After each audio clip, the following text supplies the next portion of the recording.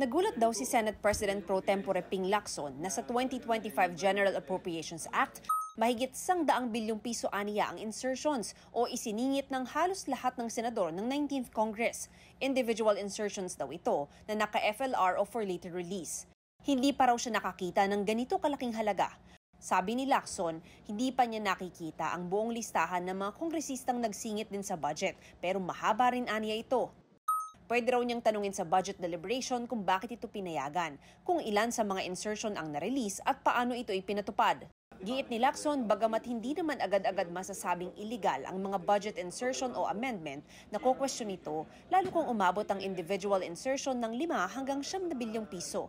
Samantala, may mga senador na nababahala sa affidavit ni Orly Gutesa, ang dating security aide ni Congressman Zaldico, na nag-deliver umano ng mali-maletang pera kinako at dating House Speaker Martin Romualdez.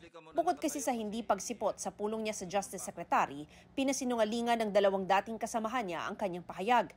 Sabi ni Senador Rodante Marcoleta na nagpakilala kay Gutesa sa Senate Blue Ribbon Committee, walang epekto sa salaysay ni Gutesa ang anumang problema sa pagnotaryo sa affidavit dahil binasa niya ito sa pagdinig. Sumumpa naman daw siya sa Blue Ribbon, binasa roon ang kanyang salaysay at tinanong pa ng mga senador.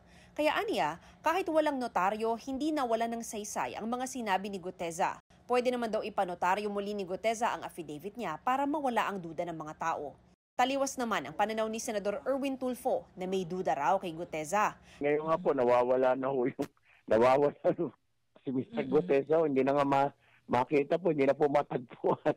Medyo, at this point, medyo nakakapagduda. Gusto ko nga may isang hearing pa po para matawag yung tao na yon, ma-cross-examine ho natin, para matanong lang ho natin, sino ba ang nagturo sa'yo?